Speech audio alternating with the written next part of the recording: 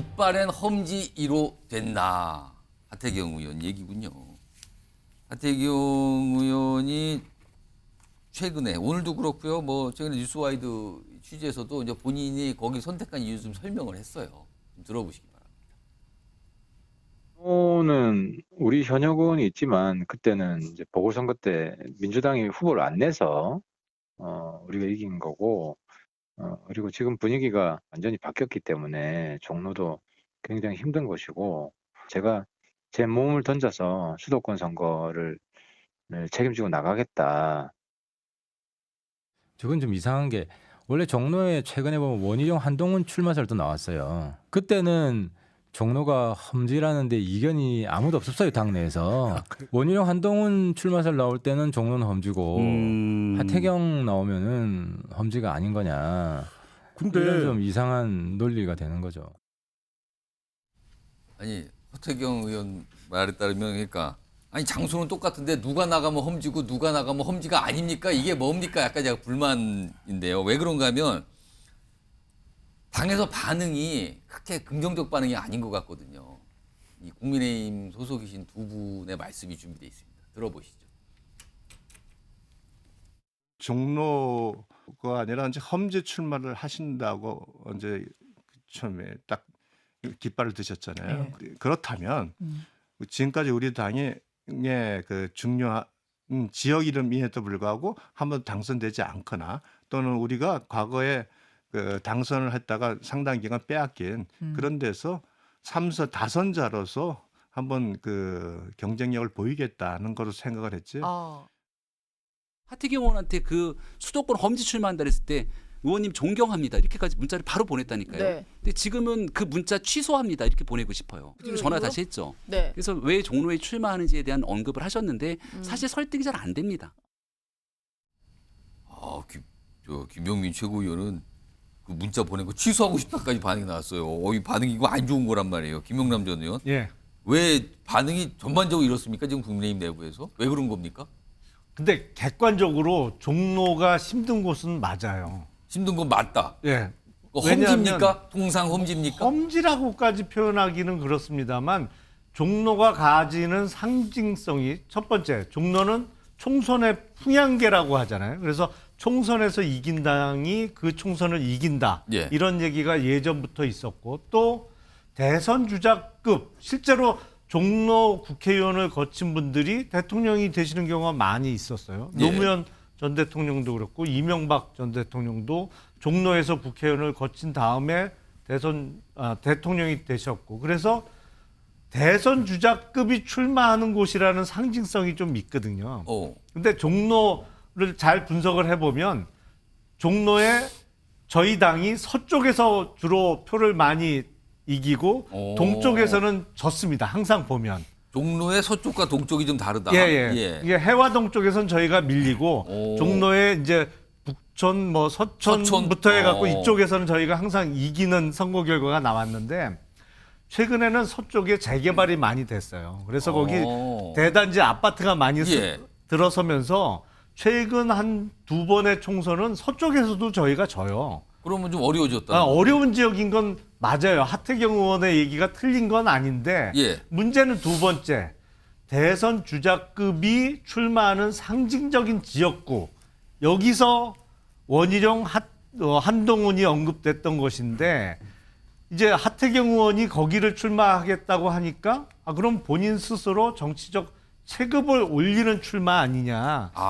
이게 이제 그런 해서 시각이 곁들여져 버렸군요. 그렇죠. 그게 이제 희생이 맞는 거냐 이렇게 바라보는. 처음에는 부산 떠나서 서울 험지로 간다고 했는데 뭡니까 이렇게 된 거예요 그러면은? 그래서 이제 희생과는 좀 안 어울리는 거 아니냐라는 시각이 좀 있는 것이죠. 그러니까 하태경 의원 입장에서는 억울하게 생각할 수 있어요. 왜냐하면 이게 험지인데 남들이 험지로 안 봐주거든요. 특히 지금 국민의힘 현역 의원이 있다 보니까 더 그런 시각이 강한데 뭐 하태경 의원의 얘기대로 그건 보궐선거니까 쉽게 당선이 됐던 것이지 어렵다. 종로는 결코 쉬운 지역은 더군다나 지금 상황에서는 아닌 건 맞습니다. 김용남 전 의원은 하태경 의원에게 종로가 아니면 서울의 어느 곳을 좀 추천하실 수 있어요? 야당 의원 중에 지명도가 높은 센 사람하고 붙어야죠. 서울 누굽니까? 그럼 어디 있습니까? 아, 그런 사람 많죠. 마포 혹시? 마포도 뭐 해당 지역일 수 있고요. 아니면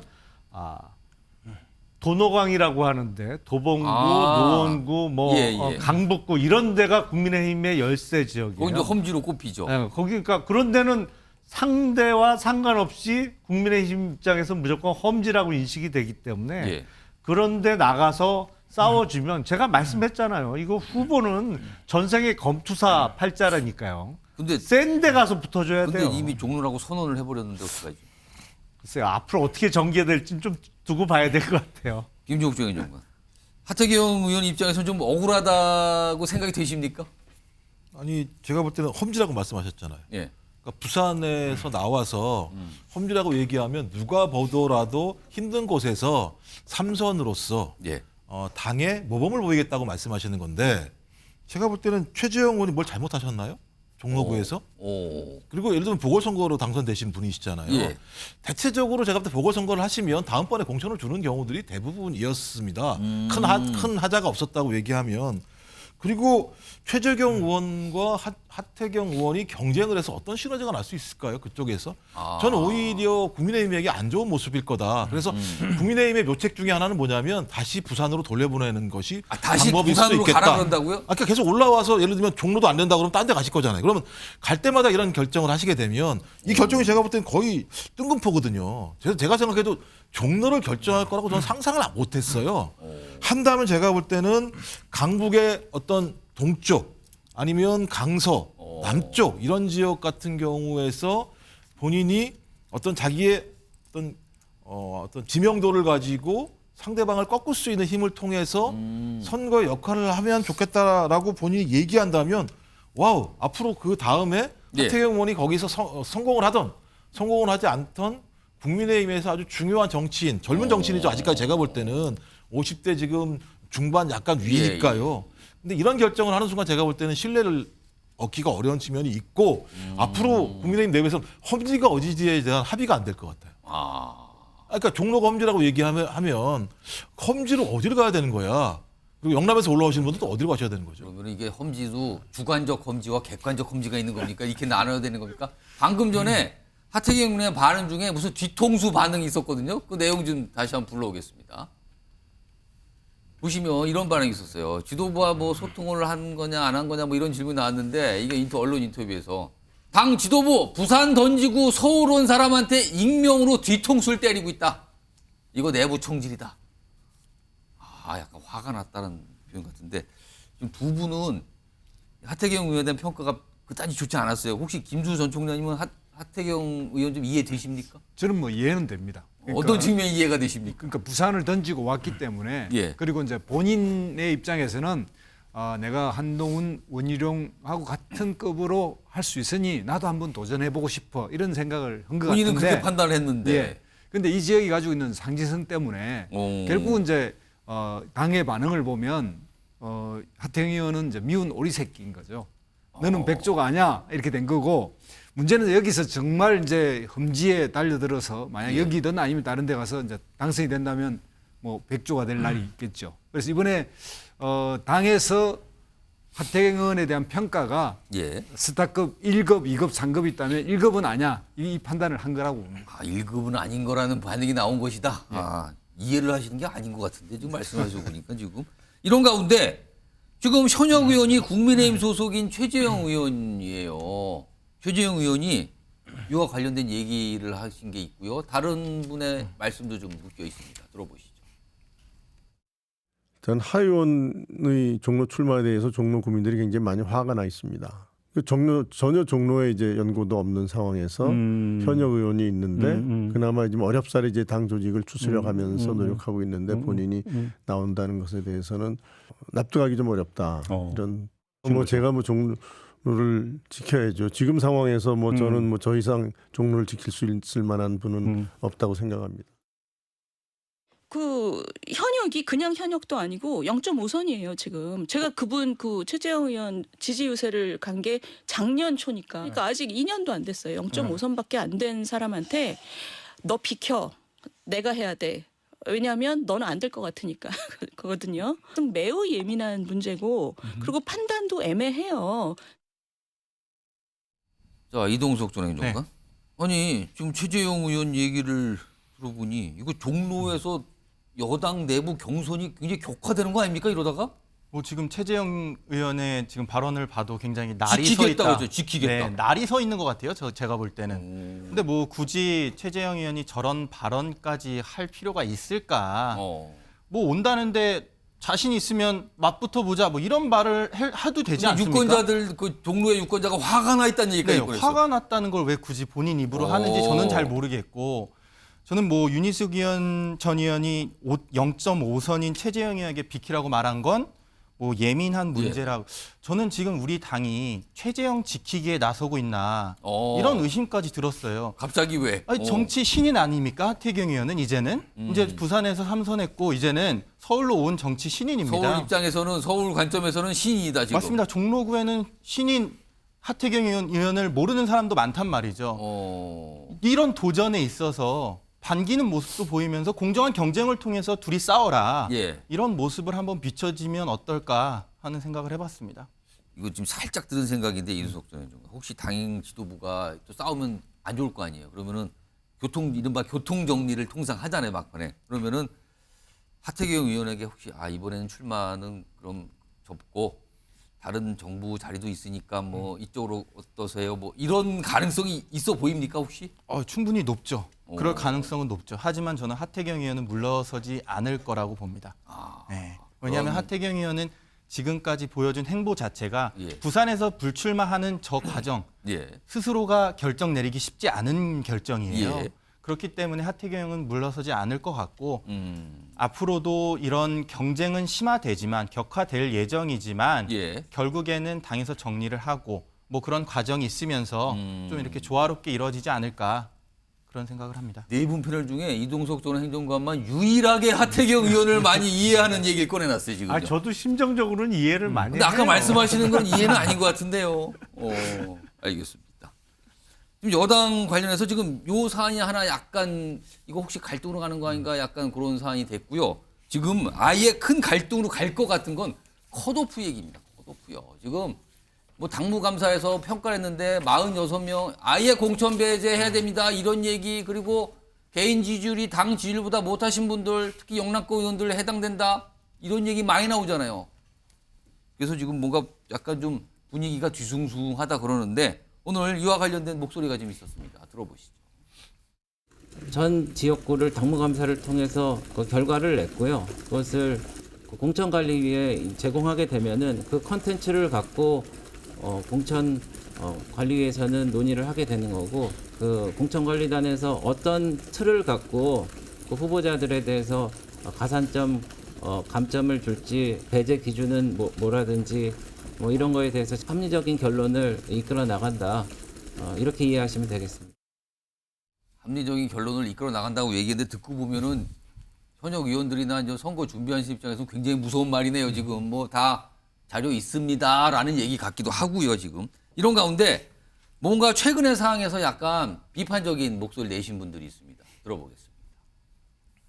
사실 개인의 지지율이 아무리 뭐 이렇게 지역구 관리를 잘한다 하더라도 50% 이상 넘는 사람이 그렇게 많이는 없습니다. 사실은. 그렇기 때문에 영남권 의원들은 상당히 여기에 대해서 뭐 불안할 수밖에 없고 저 자료가 뭐 절대적인 자료는 아니고 어떤 참고 자료로 활용이 이제 될 예정인데 그럼에도 불구하고 주 타켓이 이제 영남권 의원들이 집중될 수 있기 때문에 상대적으로 더 많이 좀 신경이 쓰이는 그런 상황입니다. 일단 물갈이를 하더라도 결국은 더 좋은 물이 들어와야 되거든요. 지난번 21대 총선 때도 사실 저희가 43% 정도 민주당보다도 훨씬 더 물갈이 비율이 높은데도 불구하고 이제 진 것은 비울 때는 잘 비웠는데 결국 채울 때 잘못 채웠다. 이런 어떤 거를 굉장히 많이 좀 돌고 있습니다. 총선 승리를 위해서 지금이 녹록치 않은 상황이고 국민들이 희생과 결단을 바라신다면 소위 말하는 당으로부터 혜택을 많이 받은 분들 또 힘 있는 분들부터 그런 결정을 하는 것이 바람직하겠죠. 그런 부분에서 아무래도 조금 더 엄격한 기준을 당무감사위가 적용할 수밖에 없었던 것 같습니다. 김용남 전 의원 이거 예. 일찍을 짚어야 되는데 지금 뭐 정치권 여당에서 나오는 얘기 중에 하나가 여러 가지 설들이 숫자가 많이 나오는데 이 영남권 의원들 최소 10명 넘게는 교체될 거다. 뭐 이런 얘기가 나오거든요. 지금 앞으로 이거 이 컷오프 관련해서 어떻게 전개될 것 같습니다. 10명밖에 교체가 안 돼요? 아 너무 적은 겁니까? 그럼 이거는 너무 적은데요, 숫자가? 어떤 분이 이건 숫자를 너무 적게 부르셨군요. 예, 그러면은. 그거보다는 훨씬 많이 오. 교체가 될 텐데 왜냐하면 우리나라는 현역 의원 교체율이 어떤 다른 나라보다 높은 나라입니다. 월등히 높아요. 그러니까 그리고 역대 총선 결과를 보면 현역 의원 교체율이 높은 당이 대부분의 경우엔 총선을 이겼는데 예. 제가 아는 유일한 예외가 2020년 총선이에요. 지금 홍석중 의원이 2020년에 물갈이 많이 했는데 결과 안 그렇죠. 좋았다 얘기를 꺼냈거든요. 그게 거의 유일한 예외예요. 오. 그 얘기는 뭐냐면 그 홍석준 의원 얘기 중에 맞는 부분이 있습니다. 예. 비우는 것보다는 채우는 게 중요해요. 무조건 교체만 많이 한다고 잘하는 게 아니고 예. 비운 자리를 어떤 사람으로 채우느냐가 훨씬 더 중요한 건 맞죠. 예. 근데 일단 비워야 채우잖아요. 일단 비워라. 예. 그렇기 때문에 현역 의원 영남권에서 10명이요? 그건 너무 숫자가 적은 것 같고 그보단 오. 훨씬 많은 숫자가 교체될 것이고 예. 그 이유 중에 하나는 지난번 2020년 총선에 당시 국민의힘 전신인 그때 아마 미래통합당이라는 예. 당명으로 선거를 치른 거로 기억하는데 예. 그때 공천이 문제가 많았어요. 공천에 정말 역대 어느 총선보다도 문제 많은 공천이 많이 이루어졌습니다. 특히 영남권에서. 그렇기 때문에 이번에 교체율이 높을 수밖에 없어요. 근데 관건은 여기에 국민들이 보시기에 대통령하고 친한 순서로 좋은데 영남에 공천 많이 되면 내년 총선은 완전히 참패할 겁니다. 그래서 비운 자리를 얼마나 공정하고 좋은 사람들로 채우느냐 이게 결국에 관건이 되겠죠. 오늘 김용남 전 의원께서 여당 상황 관련해서 그러시면 안 됩니다. 그거 안 되는데요. 거기 아니거든요. 이 얘기 오늘 많이 말씀을 하시는데 수도권 위기 의식이에요. 그렇죠. 수도권에 지금 어떻게 하면 망하는지는 알거든요. 어떻게 하면 선거를 잘 치를 수 있는지도 알고. 근데 문제가 보면 역대 총선에서 알면서도 실천을 안 해요. 사감이 개입되다 보니까. 이번에 그런 우를 또 범하면 안 되죠. 걱정을 많이 하시는군요. 알겠습니다. 이런 상황에서 그러니까 컷오프 얘기하면 누군가는 공천을 못 받거나 배제되거나 탈락하거나 이거잖아요. 그 숫자를 놓고서 여기가 술렁인다 저기가 술렁인다 이 얘기 나오는데 이와 관련돼서 이준석 전 대표 얘기를 하시는 분들이 있습니다. 정치권에서. 왜냐하면 신당을 받는다니까. 바로 그와 관련된 목소리부터 좀 들어보시죠. 그러니까 제 머리 데이터 속에는 잘릴 것 같은 분이 있고요. 여기는 정상인과 비정상인 데이터베이스가 있어요. 교집합이 나오겠죠, 이제 보면. 정상인 중에 잘렸다? 그러면은 연락드려야지. 이제. 제가 예측하기로는 우리 12분의 대구 국회의원 중에서 제 생각엔 반수 이상이 아마 이번에 물갈이의 대상이 될지도 모릅니다. 자, 김수우 전 총장님. 만약에 국민의힘에서 공천에 배제된 컷오프 대상이 되신 분들 숫자가 얼마인지 모르겠습니다. 일단 많을 거다라는 짐작은 됩니다만 이분들이 혹시 이준석 신당 또는 무소속 출마 이거 가능성 어떻게 봐야 됩니까?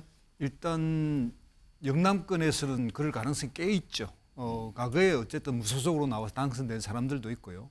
또 이준석 대표가 저렇게 이야기하듯 비정상과 정상의 부분인데도 잘리는 분이 있으면 그중에 정상적인 잘리는 분들은 영입하겠다 이 의사를 표명한 것은 만약 이준석하고 같이 하는 사람은 다 정상이라고 또 사후 합리화시킬 수 있는 요지도 있는 거거든요. 그래서 미리 이제 자락을 까는 거고 선거라는 게 어차피 알갱이만 가지고 할 것 같긴 하지만 그냥 흔히 비유적으로 잎삭죽기도 해야 새가 보이고 그렇게 이삭죽기, 뭐 낙엽죽기라는 표현도 있던데. 그러니까 뭔가 알곡을 줍는다는 뜻으로 잎삭은 그래도 알곡이 붙어 있지 않습니까? 그러니까 여기저기에 많은 분들이 출마를 해야 그 어떤 신당이라면 그 당이 그 기운도 살아오르고 인지도도 높아지기 때문에 출마자를 정말 정예만 내보내서 꼭 당선될 사람만 그 선거할 수는 없거든요. 그런 측면에서 가능한 다수의 후보를 확보하려고 할 거고 그럼 다수의 후보를 확보하려면 억울하게 잘린 사람으로 다 정당화를 시켜야만이 경쟁력이 있으니까요. 그래서 이준석 대표가 미리 저렇게 자락을 깔고 있지 않나 이렇게 생각이 듭니다. 이동석 전 행정관은 공천 배제된 분들의 신당행 또는 무소속 출마 이거 어떻게 가능성을 판단하세요? 글쎄요, 뭐 이준석 전 대표가 저렇게 생각하는 사람들이 누군지는 모르겠지만 정상인, 비정상인 이걸 생각하고 있다 그러죠 지금? 근데 저 기준을 누가 정하죠? 이준석 전 대표가 정하나요? 국민들께 여론조사를 해서 그거를 정할까요? 저는 그것부터 어떻게 기준 마련이 돼야 될지 그게 의심스럽고요. 지금 뭐 컷오프 관련해서 뭐 현역 의원들 많이 떨고 계실 테죠. 예. 하지만 그 컷오프 기준은 결국에는 이 당무감사라는 시스템을 통해서 결정이 됩니다. 그 당의 어떤 기준으로 평가를 한 거잖아요. 맞습니다. 이거. 그래서 예. 당무감사위도 뭐 이번 주에 발표를 했었고 그런 것들을 통해서 발표가 되다 보니까 이게 뭐 합리적인 시선에서는 당연히 물갈이가 돼야 된다는 그런 여론도 상당하잖아요. 지금 인유한 혁신위가 내세운 중진 불출마 같은 경우에도요. 예. 그런 것들을 봤을 때 이게 어떤 식으로 갈지 더군다나 지금 국민의힘 입장에서는 상당히 이게 빠른 전개가 될 수 있다고 저는 생각이 되거든요. 총선이 아직 많이 남은 상황에서 예. 이런 급제동 이런 거는 좀 어느 정도 자제하면서 민주당의 총선 전략을 보면서 같이 하는 그런 모습으로 비춰져야 될지 않을까 생각이 됩니다. 자, 떨고 계신 분도 있고요. 아, 나는 아니겠지라고 생각하시는 분도 있고요. 혹시 나? 이런 분도 있겠죠. 지금요. 여러 가지 심정들이 있을 것 같아요. 지금 보면은요. 총선 때마다 그랬거든요.